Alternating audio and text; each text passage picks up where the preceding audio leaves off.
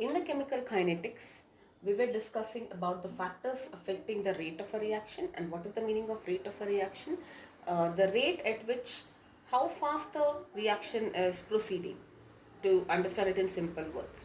Or mathematically, it tells you the change in the concentration of reactants over a period of time. And also, you can also measure rate in terms of products, that is by measuring the change in the concentration of products over a period of time. Alright, now there were so many other factors which we discussed. Now we have the last two factors which are remaining, that is temperature dependence and the presence of a catalyst. So let us now talk about the temperature dependence of the rate of a reaction.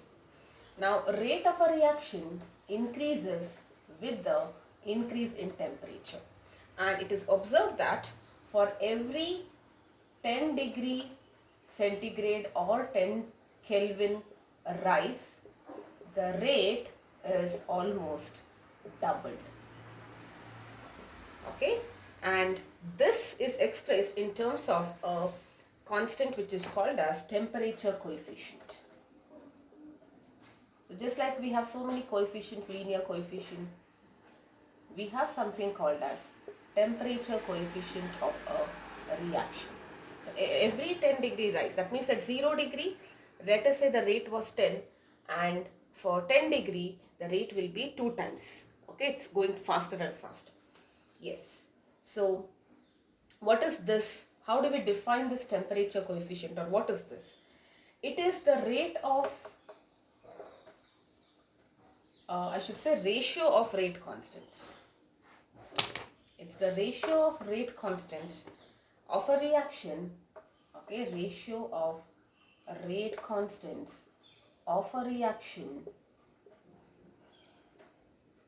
at two different temperatures which are varying by 10 degrees centigrade or Kelvin. What is the meaning of that? Let us say at a temperature T, the the symbol for rate is K. So let us say the rate is KT. This is the rate constant. Okay. So at a particular temperature T, the rate constant is this. Now if the temperature is raised by 10 degrees centigrade or 10 degree Kelvin, because the rise, if you're talking about the rise, it's the same for 10 Kelvin and centigrade, because they have a linear relationship, right? So 10 plus, if the temperature is increased by 10 plus 10, and let us say the rate when the temperature is increased is K of 10 plus 10, then what is this temperature coefficient? It is the ratio, correct? So it is K T plus 10 divided by KT. This is the ratio. Okay, so the whenever you try to calculate the temperature difference, there should be the temperature coefficient. When you are trying to calculate the difference in the temperature, should be 10 degree, and for two different temperatures you calculate the rate constants, and the ratio of the rate constants will give you the temperature coefficient. And generally the temperature considered are 298 and 308. You look at that, they have a difference of 10 degrees. This is the usual temperature considered when you are calculating the temperature coefficient of a reaction. Okay, so now that we have understood why the rate, we have understood the rate increases with the increase in temperature, and it is doubled for every 10 degree rise. Let us understand why it so happens. If the temperature is increased by 10 degrees centigrade, first of all, even without understanding this part, let us understand in general why with the temperature the rate increases. We need to understand the explanation for the same. So in order to know that, we need to understand a few concepts. Okay, the first one is the concept of activation energy. We need to get into the details of what happens when you say there is a chemical reaction which is taking place. So let us write it in points. A reaction, how do you say a reaction? What is the particle analysis, or if you get into the microscopic details of what is happening when a reaction is taking place, we are going to get into the details of what really happens in at a microscopic level. So the reaction is happening, it takes place because of the collision between reactant atoms or molecules. Okay, collision between reactant atoms or molecules depending on the kind of reactant. So I take a reactant, even if there is a decomposition reaction, where there is a single reactant, when I say a single reactant, you are taking it in some amount, right? And it will contain so many atoms and molecules. So there is continuous collision between the reaction atoms and molecules. And the molecules or atoms must possess a certain minimum amount of energy. Okay, they must possess a minimum amount of energy in order to so that the reaction can take place or to undergo successful collisions. So they need minimum amount of energy to undergo successful. Now, not all collisions are successful. They do not result in the reaction taking place, or they do not result in the formation of products. The condition is that the molecules must possess a minimum amount of energy for the successful collision to take place, and that minimum amount of energy is what we call as the threshold energy. So if the molecules are having an energy lesser than that, then the collisions are unsuccessful, which means there is no formation of product because of those molecules. Correct? Now, the molecules which are having the energy, now let us say you have certain molecules or atoms whose energy is equal to or greater than, more than the threshold energy. The molecules whose energy is greater than or equal to the threshold energy, those molecules are what we call as active molecules. So that means, I'll write this, I'll explain it once again. The remaining molecules whose energy is less than the threshold energy are what we call as average normal molecules, or with average energy. Inactive molecules also we can say. Normal molecules with average energy.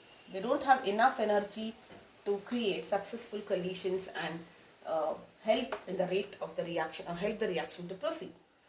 And the collisions between active molecules are what we call as effective, successful, or fruitful collisions. And these collisions are the ones which we are interested in, because we are interested in the formation of products, and that's the reason only these collisions are what is of our interest. Correct? Now, what happens? See, first of all, let me just summarize this. So, a reaction, whenever you say reaction is happening, the reactant is changing into products. This takes place because of the collision between reactant molecules, and the molecules of the atoms must possess a minimum amount of energy. Alright, they should have a minimum amount of energy for the reaction to take place, and that minimum amount of energy which the reactant molecules or atoms must possess is what we call as the threshold energy. And if you have a molecules whose energy is greater than greater than the threshold energy, such molecules are called as active molecules, and it is these molecules which are actually getting changed into a product. Whereas the remaining molecules whose energy is lesser than the threshold energy, they are called as normal molecules. They have average energy and they are not participating in the formation of products. They are not able to form products. You might have seen that there are only few people, I shouldn't say few people, but yes, those who have that, there is a threshold mark, right, for your entrance or whatever competitive exams. So only there are few people whose marks are greater than that minimum marks. They can be successful. I mean, they can clear their competitive exams and can get admitted into successful colleges. Whereas the remaining people who are not able to get into that cutoff mark, who cannot reach that cutoff marks, are what we call as normal people. They will get into some other colleges. Something like that it is. Only the collision between active molecules will result in the effective, successful, or fruitful collision. Now, whenever this successful collision happens, that is whenever active molecules collide, okay, then what happens is, if there is a formation of an unstable intermediate. So immediately a product is not formed. They are the ones which are actually forming the product, but the steps are such that in between there is an unstable intermediate, and this is known as activated complex. So first step is only those who have got energy which are greater than the threshold energy, they will be the one who are actually participating in the reaction, and it is actually adding weightage to the reaction because they are the ones which can transform into products. But it is not in one step which is happening. There is an intermediate activated complex being formed, and this being unstable, as the name suggests, this activated complex once formed decomposes to give you the products that are actually formed when this reaction happens. Correct? So that means the reactants, which means that the reactant molecules or atoms must cross an energy barrier called as activation energy barrier, and that is called as activation energy barrier. They must cross this energy barrier in order to form products. If they do not cross this activation energy barrier, they will not be able to form this product. So what is this activation energy now? Let us understand that. Activation energy, activation energy is the minimum excess energy. Now this excess word is very important, don't get confused, I'll tell you this. It is a minimum excess energy that the normal molecules must possess. Normal molecules must have to form an activated complex that is unstable. Now let me say the threshold energy required was 100. Okay, so any molecules whose energy is greater than 100, they can easily form product. They will form an intermediate which decomposes to give you products. But you also have some normal molecules whose energy is lesser than that, which results in the ineffective collisions, right? So let us say they are having an energy of 80. Now if they also have to form products, they need to at least get that extra 20 joules of energy so that they can cross that threshold energy. That minimum energy which the normal molecules must have in order to form the activated complex and later the product is what we call as the activation energy. So how you can write it mathematically? Activation energy is threshold energy minus, this is the activation energy, right? This is the threshold energy, this is the activation energy, and this is normal energy. So minus normal energy, which is nothing but the energy of the normal molecules. Very, very important. Okay, so that the gap between the actual thing which is required and the current what they have, that is what we call as activation energy. And this activation energy we also write it as EA, E subscript lowercase a. Alright, so this is about activation energy. Now we have not still understood, there is no temperature thing here, we have not yet discussed that part because we have to understand these concepts first. Okay, what is threshold energy, what is active energy, what are normal molecules, what is effective, what is intermediate, what is activation energy. So once now having understood all this, now let us get temperature into picture and see how by rising the temperature the rate is getting doubled. Now we are in a position to understand that. Right? Now, under ordinary conditions of temperature and pressure, at some random, the current temperature and pressure, what happens? The number of active molecules is less. Okay, number of active molecules is very, very less. And hence, if the number of active molecules are less, that means the number of molecules which are having energy greater than the threshold energy is less. That means there are very less effective collisions. There are very less number of effective collisions. That is what it means. Right, so that means the reaction is slow, in other words.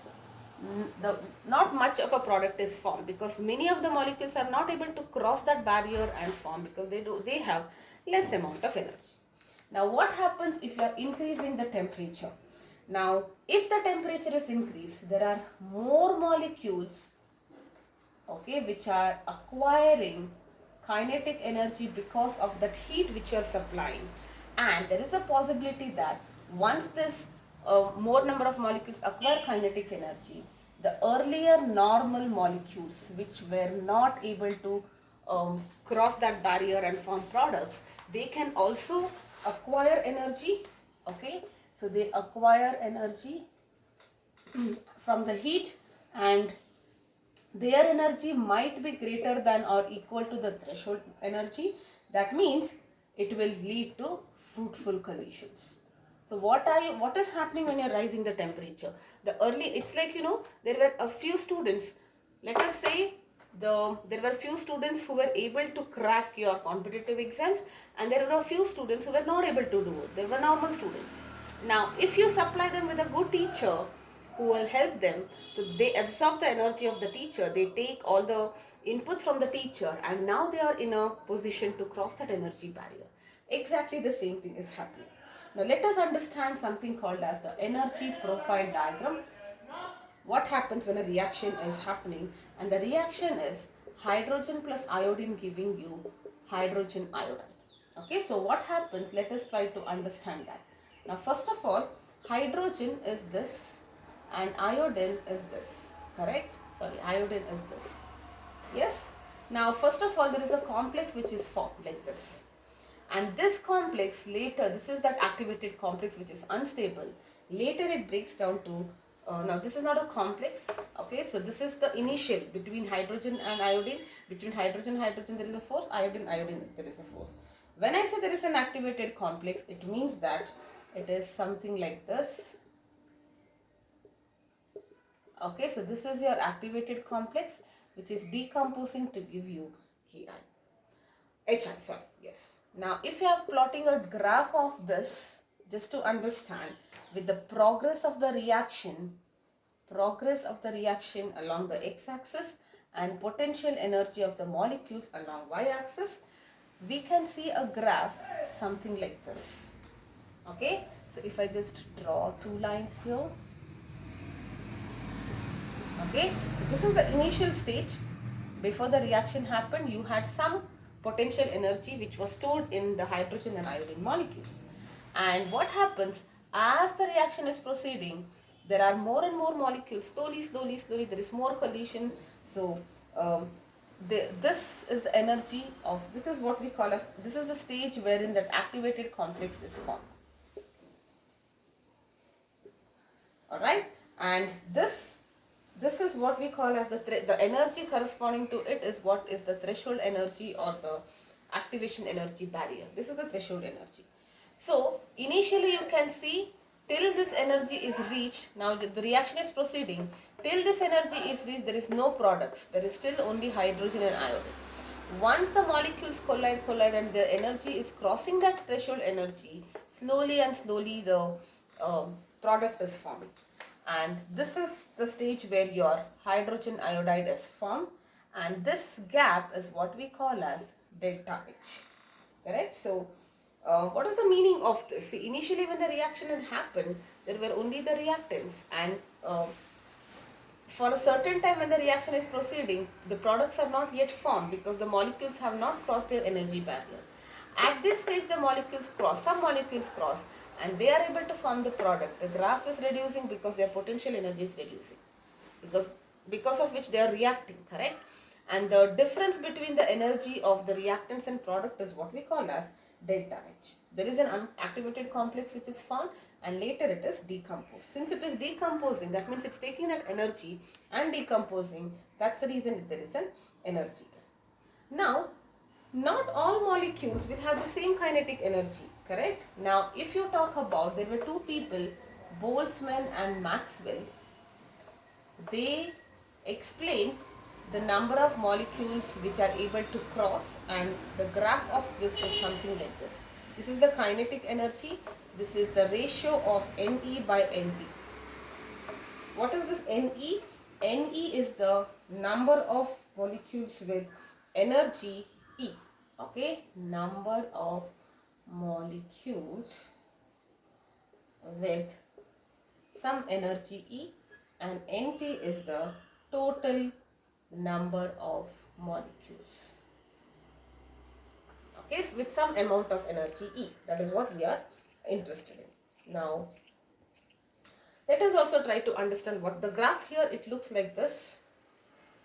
Okay, so what is the meaning of this? Look at that.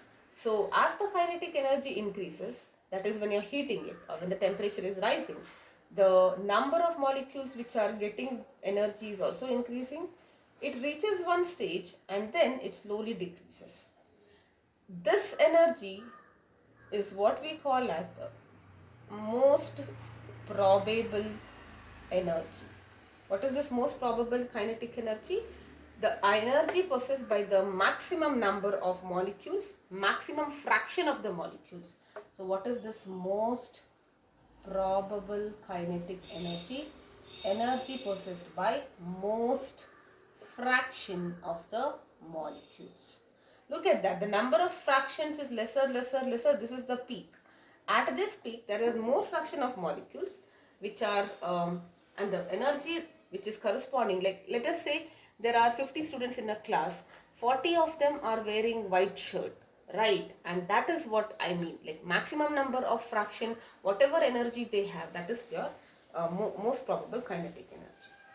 Okay, so what he said was, if as and when you heat, the number of molecules acquiring kinetic energy increases, and once majority of the molecules acquire kinetic energy, after that the reaction proceeds, because of which that results in collision and there is formation of product. So there is a decrease in the graph. Okay, another way of understanding it is also in terms of this graph, because we did not discuss about temperature here. So this is the kinetic energy or temperature. This is also Ne by Nt. Now if you are talking about at some temperature, this is my temperature T, and this will be the graph for temperature T plus 10. Okay, so this is the most probable in a number of molecules at one temperature. You can see that it is, let us say this number of molecules is 10. But if you increase the temperature, the number of molecules will be lesser because already they have gained more energy, correct? So, and they are in the formation of forming the products. The area under the curve actually tells you the active molecules. So now you can see that the number of active molecules are lesser when the temperature is T, and the number of active molecules or the area is almost doubled when the temperature is T plus 10. Okay, so that kind of tells you that whenever there is a rise in 10 degree centigrade, there is a successful, the rate almost gets doubled because the number of active molecules are getting doubled. Okay, now there was another person called Arrhenius who gave his take on this aspect, and he gave the Arrhenius equation, which we are going to understand now. Arrhenius equation. What is this Arrhenius equation? He gave this equation: K is equal to E AE minus EA by RT. EA is a subscript, alright? It's not E into A, EA is the subscript. So what is this? A is called the, K is the rate constant. You know this. This is the rate constant. This is called as the Arrhenius factor. E is, EA is the activation energy, that energy gap which it has to overcome. R is the gas constant, T is the temperature. You know that, absolute temperature. So what it tells you, all other factors being equal, if EA is lower, the K will be higher and rate will also be higher. What is the meaning of this? If you take R and T constant, that means at a given temperature, if the activation energy is lower, this is a negative power. So if this is lower, then overall this value will increase. It's like 10 power minus 2 and 10 power minus 3, correct? So lower the value of this, K increases, and you know that rate is K times the concentration of reactants raised to specific power. So if K increases, rate will also increase.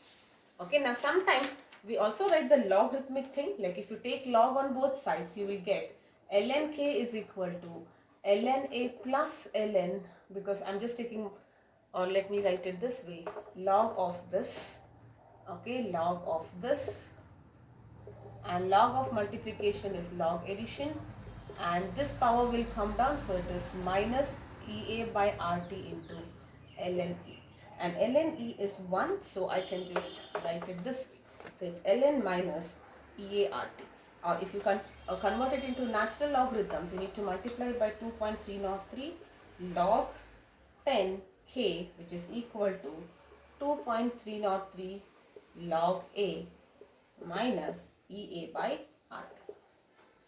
Okay, or if you are talking log k, you just divide by 2.303 on both sides. It will be log A minus EA by 2.303 RT.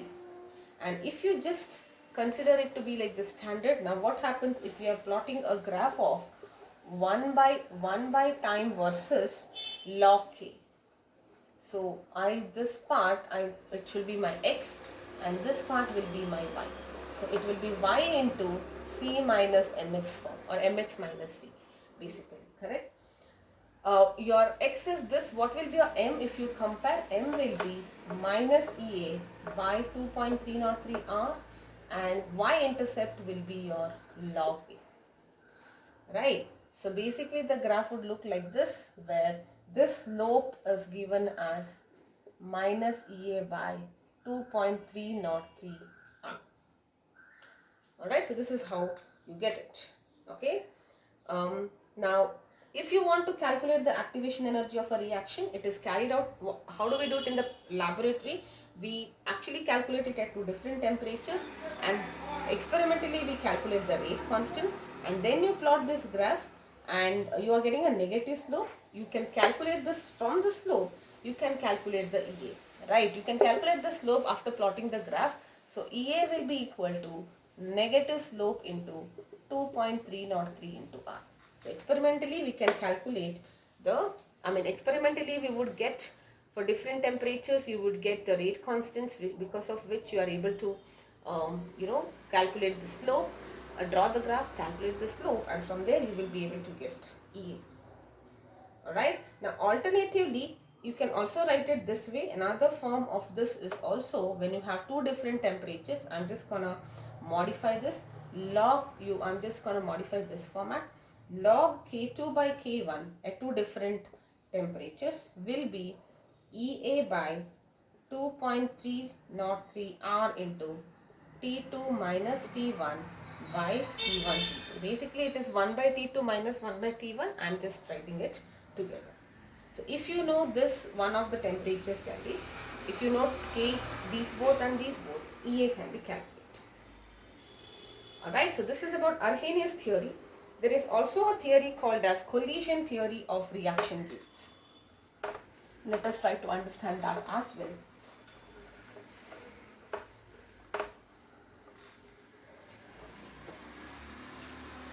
Collision theory of reaction rate, that means rate of a reaction. We studied Arrhenius theory. Let us now understand collision theory. Again, it talks about the same things. Reaction takes place because of the collision between reactive molecules. We define a term called as ZAB here. And what is this ZAB? It is called as collision frequency. And what is this collision frequency? Let us say there are two molecules A and E, correct? Both are reactants. Now, what is this ZA? I will tell you. The ZA is the number of collisions between two reactants A and B. Reactants, when I say reactant molecules or atoms, per second per unit volume. Okay, that is called as collision frequency. See, that per second tells you number of something, frequency it is, right? That means, let us say you are taking a small volume. You are taking a small volume, unit volume.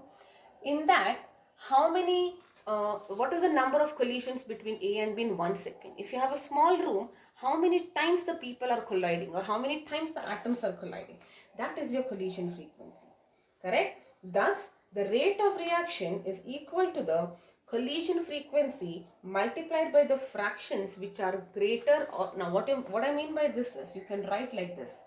Rate is equal to, if the number of collisions are more, rate is also more, right? So it is directly proportional, and then you will write E power minus EA by RT. Now this is very familiar to your Arrhenius equation. Instead of rate it was K there, and rate is nothing but K. Now this was the Arrhenius factor. If I compare it, what was the Arrhenius rate equation? It was something like this. Now, if I compare it, it looks like this is, and rate is nothing but K. But there is one more thing, alright. Rate of a reaction is directly proportional to the ZA. So I can say that K proportional to the collision frequency. But there is also another factor, alright, that is energy factor. Okay. See, this is the energy factor, but there is also another factor which is called as the steric factor. Okay, orientation factor or probability or steric factor, and that is denoted by P. So I'll tell you what is this. Overall, K will be equal to P into ZAB. So I will have to write another factor called a steric factor, and now this collectively is A. So your Arrhenius factor is steric factor into the collision frequency. Okay, this is the steric factor. I tell you what is the steric factor, and then this is the collision frequency. This we have understood. See, steric factor is like just some collision. Now what we understood, if you want to have a successful product, the collisions must be fruitful. That means the reactants must cross that energy gap and collide. Now it is not just enough that they have enough energy and they can collide. It's like, when you're doing a boxing, just by having strength is not enough. You need to know the tactics, you need to know the mechanism, you need to know which is the correct direction, where are the correct pressure points, the basically the whole, otherwise why would anybody even join a boxing class? There is a correct technique of learning it, right? Similarly, just because these two molecules possess an energy greater than the activation energy, they will not result in successful collision. There is one more factor, which is the orientation. So let us say if they come in this direction, no collision. But if it was coming in the reverse direction, okay, this direction, let us say it was not. If they had come in this direction, it would have resulted in such fruitful collision. So there is one more, which is the orientation or the steric hindrance, steric factor. Now consider the reaction, just to take an example. If you consider the reaction of methyl bromide with OH minus. Let's study this in the case of haloalkanes. So what is this? How do you write this? This is CH3. So this is your methyl group, and then you have your bromine attached. Because it is electronegative, it will be partially negative and partially positive. Correct? So this is what you know. Now, if at all the OH group is coming from this side, okay, it can attach and it can form a product. So what will get? You will get an activated complex, that is CH, H and H and delta plus. Slowly this will go, and slowly this will attach. This is what kind of SN2 mechanism this is, right? So this is what you get, and later this guy leaves, or let us say you are getting that respective product. We'll not bother about what it is. But if at all it was coming from this side, let us say you had CHH delta plus and Br minus, and if the OH group was coming from this side, it cannot attach. So there is no reaction. So they might possess this molecule. This molecule might possess threshold energy greater than threshold energy, but orientation is wrong. That's why no reaction. So both the factors will contribute. So the collision between reactive molecules with successful threshold energy and proper orientation collectively decides or collectively leads to fruitful collisions, and that is how a product is formed. Okay, so that is about temperature. Let us also understand the last part here, which is about pressure. Effect of pressure. Sorry, not pressure, catalyst. Okay, so what is the effect of catalyst on the rate of a reaction? So a catalyst is a substance. What is a catalyst? It is a substance that increases the rate of a reaction, increases the rate without undergoing any change. That means it itself will not transform into anything. It will be the way it is. Okay, without changing itself. Like for example, you can visualize catalyst to be a teacher. We help you to actually, write your exams better, have a good score, but we are not changing in the process. We are just helping you to reach there. Correct? So this is a catalyst. Like if you take the case of the decomposition of potassium chlorate, the catalyst here is manganese dioxide. It is just helping you to the reaction to happen successfully. Okay, but there is no this is not participating in the product. There is no change happening in the manganese dioxide. Now, if a substance reduces the rate, there are substances which decrease the rate of a reaction also, and those substances generally we do not call it as catalyst, they are called as inhibitors. Okay, catalyst always will increase the rate of a reaction. Now, let us see what is happening, how is catalyst affecting the rate. We know that catalyst is increasing, but how it is increasing. So, let us first understand an uncatalyzed reaction. Okay, where you have reactant A and B, these are your reactants, and then there is an activated complex which is formed.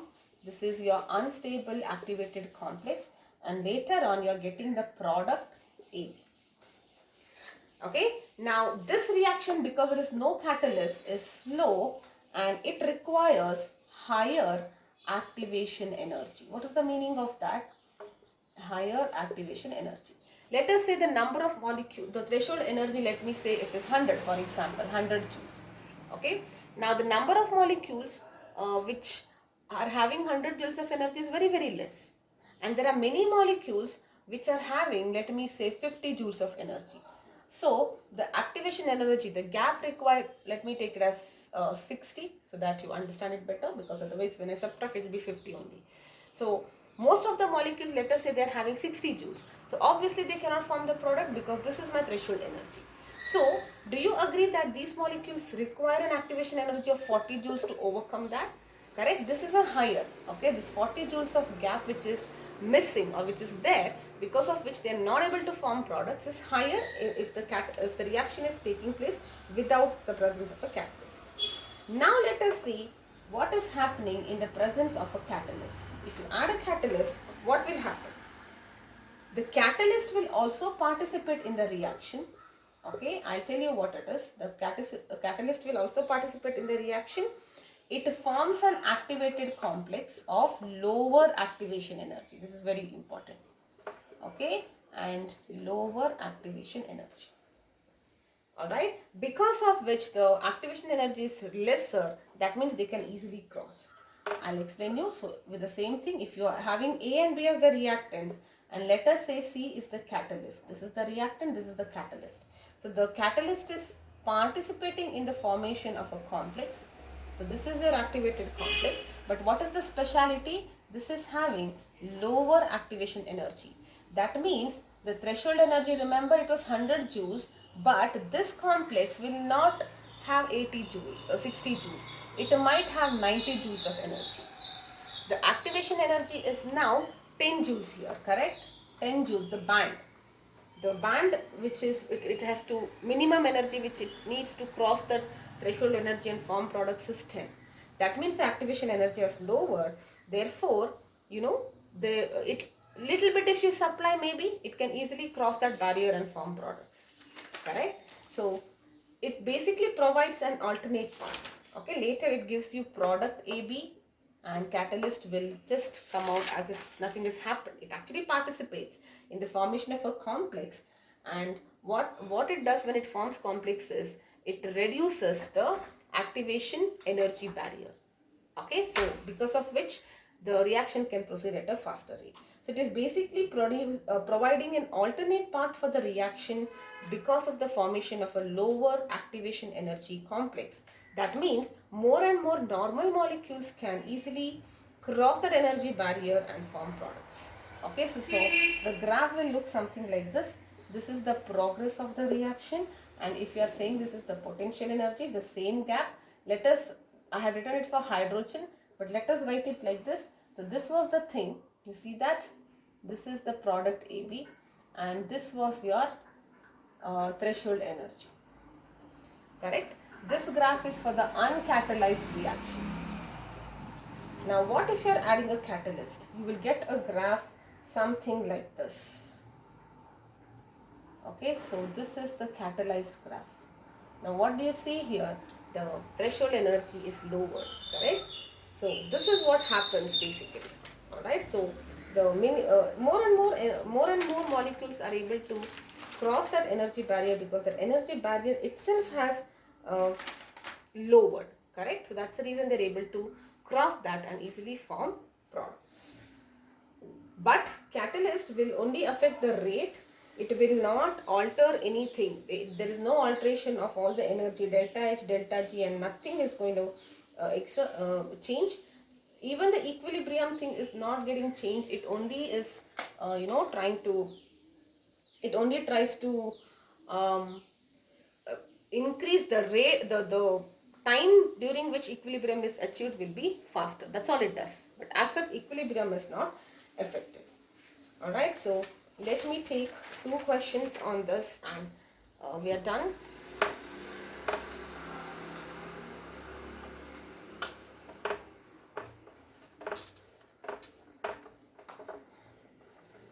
Okay, yes. Now, the rate constant of a reaction. So, the rate constant of a reaction at 298 Kelvin is equal to 3.5 into 10 power minus 3 per second. Is the rate constant. Calculate the temperature coefficient. So you have to calculate the temperature coefficient and the rate constant at